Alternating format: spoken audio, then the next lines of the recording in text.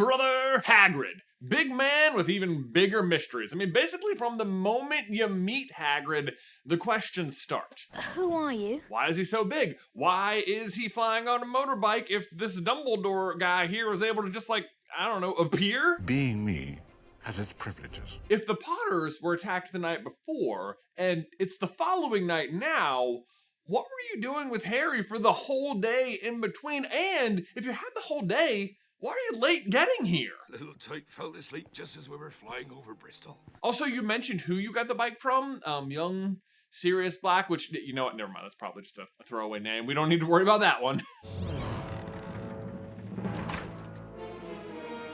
Mind you, this is all after we've been introduced to Hagrid for, like, I don't know, 3 paragraphs? Like, that is a lot of mystery for one guy right out of the gate. And frankly, he's not done. By the end of just chapter 5, we've got a whole new slew of questions, like, what's the deal with the pink umbrella? And why is he carrying around live mice in his pockets? And how did he get expelled from Hogwarts? I'll have your wand for this, Hagrid. How can he be so bad at spelling that he doesn't know how to spell Voldemort, but does know the difference between stalagmite and stalactite is the M and the T? By the way, in case you're wondering, stalactites hang tight to the ceiling while stalagmites might reach them one day. You're welcome. The more you know. And I'll admit, some of these end up being a little bit more important than others. I mean, what was he doing with those mice? We may never know. Do you think it wise to trust Hagrid with something as important as this? No, but like the mystery of his expulsion is basically the plot of the whole second book. The question of his size ends up being a huge plot point in book 4 and sends him on half a book side quest in book 5. And hey, even that Sirius Black guy comes back to play a pretty significant role, you know, like for a while. Sorry, that was some real black humor. I mean, come on, guys. Dedrick jokes are so 2025, don't you think? No! Nah, I'm just kidding. They ain't going anywhere. No! Cedric! Just like Cedric. My boy! But the thing about all those mysteries is that, for the most part, they go on to be solved. But there is one we have not addressed yet, and I know that keeps us at SuperCarlinBrothers and you guys, the fandom, up at night, which is, how did Hagrid get to the hut on the rock to retrieve Harry from the Dursleys? Floo, he says. Floo, oh, did you now? Did you? Well, that is just so helpful, Hagrid, but if you'll excuse me, I do have some questions.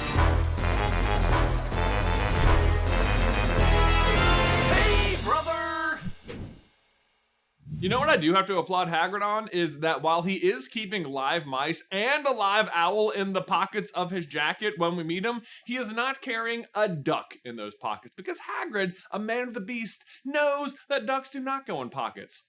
They go in cups. In fact, you see that Galactus head back there? It's actually just a really big cup, so you know, why don't you just... Oh, first try! That was amazing. Genuine first try. Okay, so the scene in question, in case you need a refresher, is the second time we meet Hagrid when he's retrieving Harry from the hut on the rock. Harry is counting down the seconds until his birthday. Midnight strikes and Hagrid, a true showman at heart who's waiting for just the right moment, breaks down the door. Sorry about that. He tells Harry he's a wizard, finishes turning Dudley into a pig, and they depart the following morning, stealing the Dursleys' boat and I guess stranding them on the island. Oops. Justice. But before they leave, Harry does ask him how he got there, and he replies rather unhelpfully that he flew. And that's great, but like, on what? How? Because your story isn't adding up, Hagrid. Now, many of you may be thinking that we're thinking about this a little bit too hard. There's a really obvious flying vehicle that is heavily associated with Hagrid even by this point in the story, which, as a reminder, is chapter 4 out of 199 in the series. Well, someone tripped at the finish line. I'm just saying, 200 was right there. And the crazy thing is, it's associated with Hagrid even though it belongs to somebody else.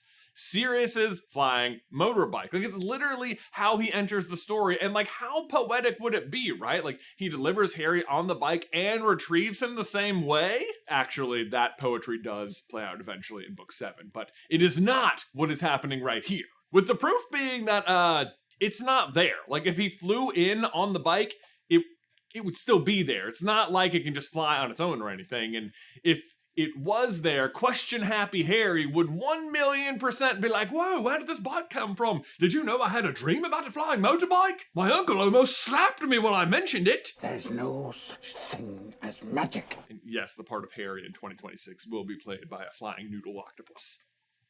It's about time. But y'all, we need to take a brief pause right there to give a huge thank you to today's sponsor, BetterHelp. You know that phrase, new year, new me? Well, I have a real love-hate relationship with it because, like, sure, quest to improve oneself is, never a bad one, but also the old you was and is pretty great too, and the main thing is attempting to unburden old you. I get it. It's easy to convince yourself that you'll be happier with who you are if you make some big dramatic change, but discovering that you're pretty darn happy with who you are already is also nothing shy of glorious. Like for me, for a long time, I thought I was behind in life. Behind what? I don't know, just like behind some invisible schedule where you're supposed to have things figured out by a certain age. But eventually, I realized I wasn't late. I was just following a timeline I never agreed to in the first place. And BetterHelp can match you with the right therapist for your needs so you can stop trying to find a new me and realize that current you is already pretty darn awesome. And BetterHelp makes it easy to get matched online with a qualified therapist. Just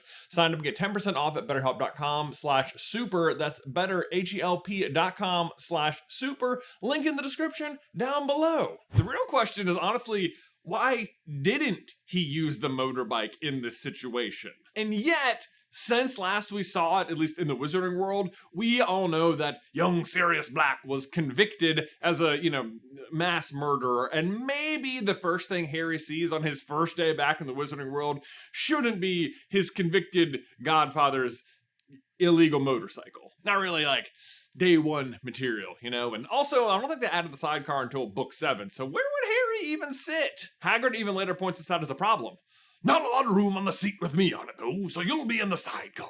And the sidecar being required even holds up with Harry's initial delivery because Hagrid also says, last time you was on it, Harry, I could fit you in one hand. Hagrid over there just, casually pulling the Heisman with the chosen one. So, not the motorbike. The next and most obvious option for basically all wizards you'd think would be broomstick. I mean, it's hands down the most common way wizards fly, and I would easily accept that Hagrid had just leaned it against the house, and it's such an innocuous object that Harry wouldn't even notice it yet. And yet, over in book 5, Hagrid later tells Umbridge, I don't fly myself. Well, look at the size of me. I don't reckon there's a broomstick that could hold me. Now, ironically, given what we're talking about, he goes on to mention in that exact same sentence something that could hold him. Friend of mine breeds Abraxan horses. Don't know if you've ever seen them. Big beasts, swing, I had a bit of a ride on one of them, and that was... Then it gets cut off by Umbridge. To remind you.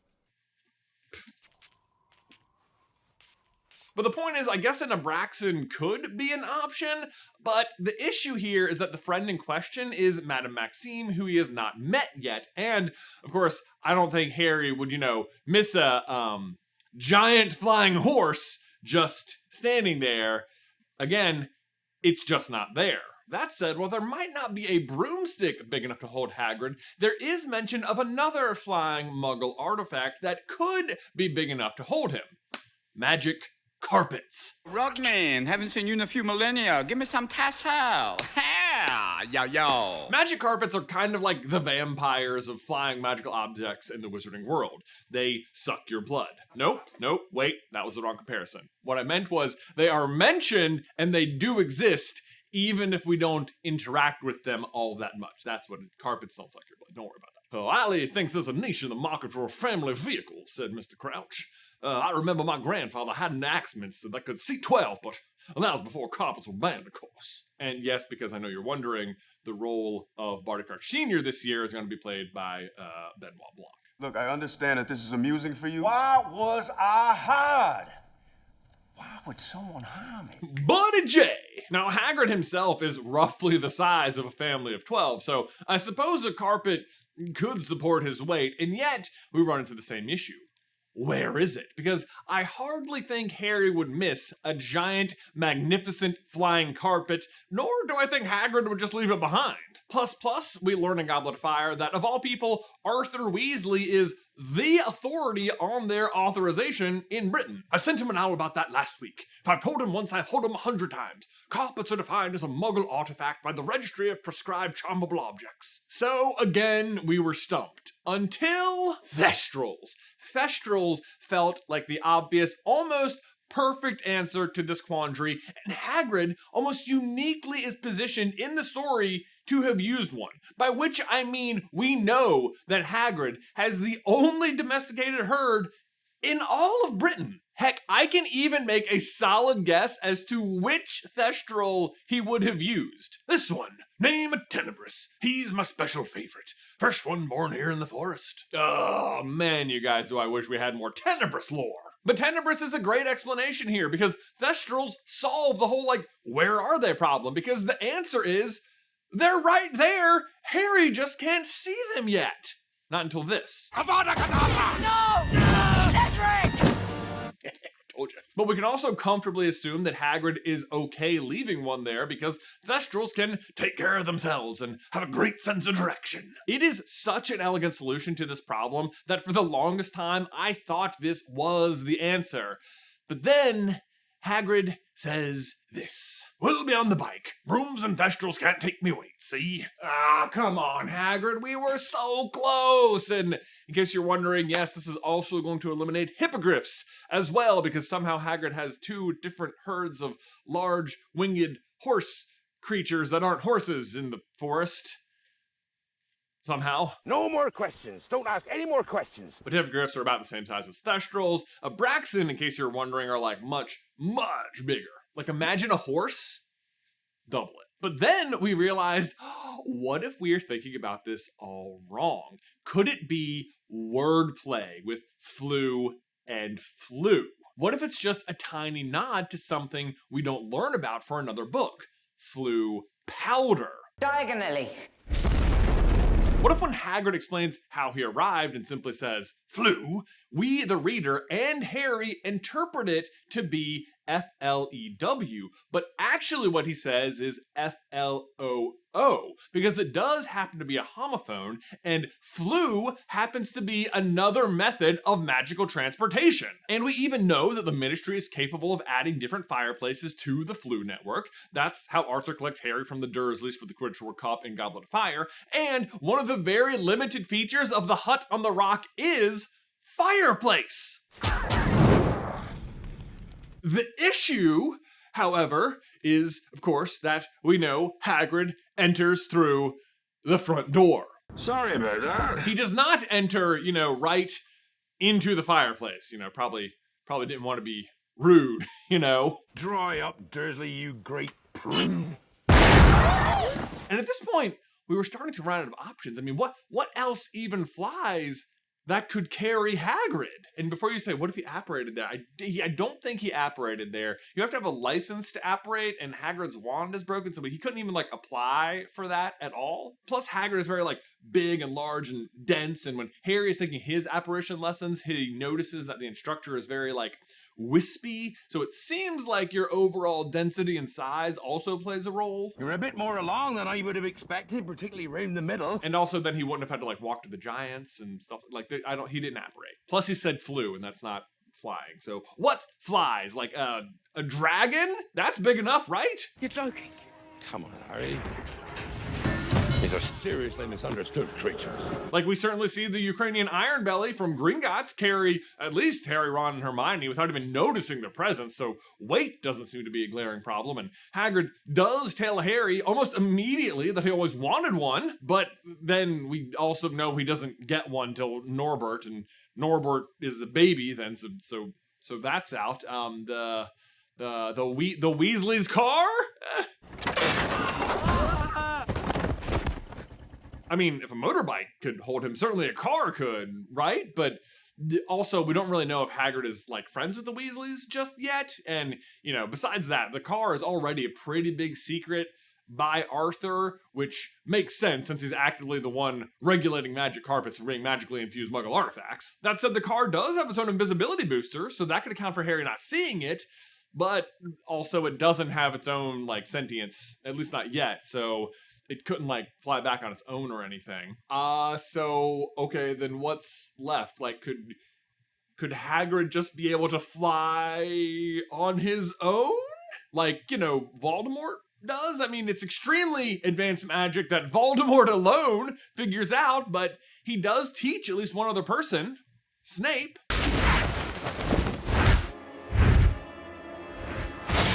I mean, he and Hagrid did go to school together, and Hagrid greets the charming Tom Riddle in a friendly manner, you know, before he gets framed for murder. I guess it's possible that Tom could have, like, no, of course that's not. Hagrid can't fly. How could I be so stupid? Again, wouldn't have needed Sirius's bike then, would he? Wouldn't have had to walk to the Giants, would he? Also, I kind of doubt that, you know, Tom at Hogwarts had figured out flying yet. They all seem pretty shocked by that power after the Battle of the Seven Potters, so it seems like that's a really recently acquired power and something that maybe he didn't even have in the First War. And besides that, there is an even better, way more Hagrid solution to this.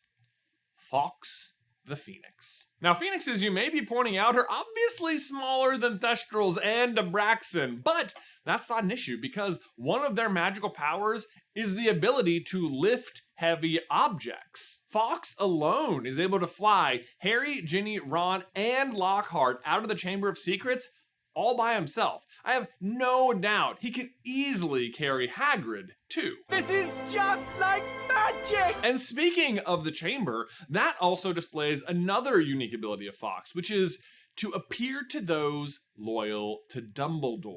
You must have shown me real loyalty down in the chamber. Nothing but that could have called Fawkes to you.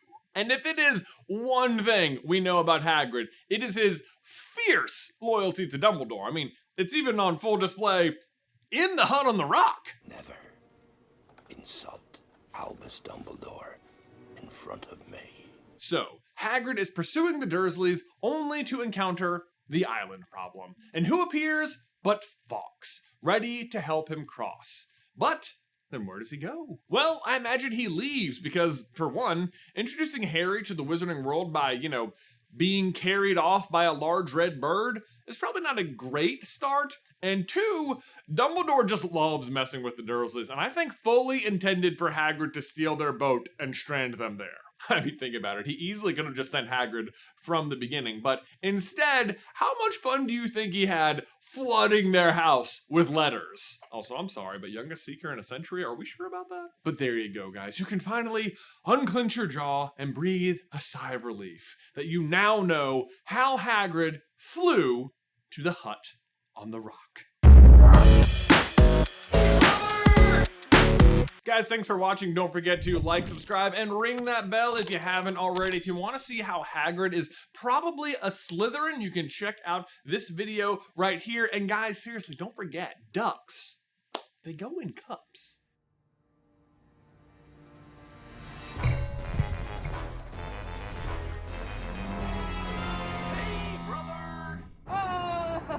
That was pretty good.